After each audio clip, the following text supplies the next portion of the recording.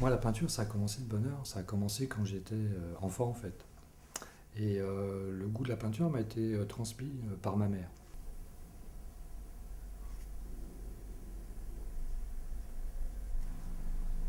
En voyant l'exigence qu'avaient, par exemple, les beaux-arts pour pouvoir rentrer, il fallait avoir fait quand même certaines études à l'école. Je me suis rendu compte que il y avait plus de, que j'avais aucune chance. C'était me battre contre des moulins. Et à cette époque-là, j'avais entendu par chance, j'ai entendu une interview de Picasso, qui pour moi était un personnage que j'admirais. Et, surtout le personnage, la peinture évidemment, mais le personnage me fascinait. Et là, lors d'une interview, il disait au journaliste que, en fait, lui, il est arrivé à un stade où il aimerait bien tout désapprendre. Et donc repartir de son innocence, de l'époque où il ne savait pas dessiner et peindre et ainsi de suite, pour pouvoir explorer des nouvelles voies. Et d'un seul coup, je me suis dit, mais c'est bien sûr, je vais faire ça. Donc j'ai cessé d'aller dans les galeries, j'ai cessé d'aller dans les musées, j'ai cessé de me renseigner sur les techniques, de lire des livres, les cours, tout ça. J'ai tout arrêté. Je me suis dit, maintenant, à partir de maintenant, je ne regarde plus les autres et je travaille tout seul dans mon coin en repartant de ce qu'on appelle les gribouillages. Au départ, on pourrait penser que le fait de ne pas être allé à l'académie, c'était un vrai handicap.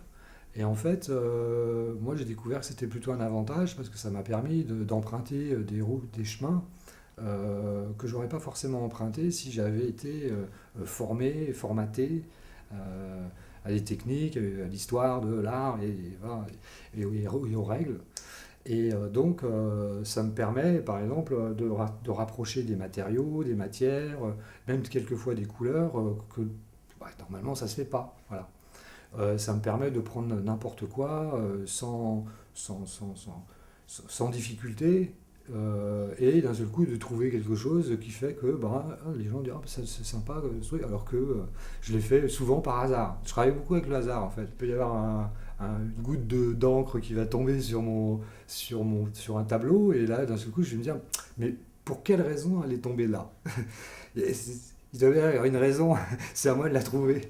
Et donc, je dois l'intégrer, quoi. Voilà. Et par exemple aussi, quand je fais mes gribouillages, je n'enlève aucun trait. Je les garde, je les considère que si ce trait-là est là, c'est qu'il doit être là.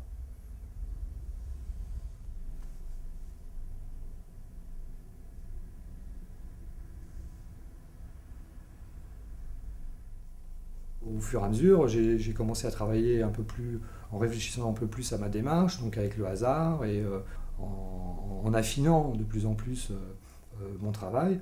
Et c'est comme ça que ma peinture est née. Et en fait, elle est un peu basée sur l'innocence, l'imaginaire des enfants.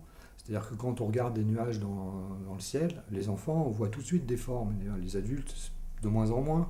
Sauf quand ils ont gardé une bonne part d'innocence, ils se laissent aller, et d'un seul coup, on peut voir une tête, même dans un caillou, sur un arbre. Et donc, quand je fais ce qui est plus qu'un gribouillage aujourd'hui, quand j'exécute une danse, parce que c'est plus de l'ordre d'une danse, qui laisse ce qui pourrait sembler être un chaos sur un support, les traces du crayon, alors à ce moment-là, je pose, je pose mon crayon quand je sens que l'énergie créative s'est vidée, et à ce moment-là, j'observe euh, ce qui m'a été donné par le hasard. Et à un moment donné, je commence à avoir des têtes comme les enfants. Et donc là, je marque un œil ou deux yeux. Et puis là, ça me donne la construction qui va suivre. Partant de là, je pose une couleur qui est souvent associée au moment où je fais la danse, là, une sorte de transe. Et donc, partant de cette couleur-là, cette couleur-là, pardon, de cette couleur-là découlent toutes les autres couleurs, quoi. Et ensuite, je travaille la partie aussi bien que l'ensemble. De telle sorte que si on prend un cache et qu'on place le cache à différents endroits de ma peinture, ça pourrait faire un tableau en soi.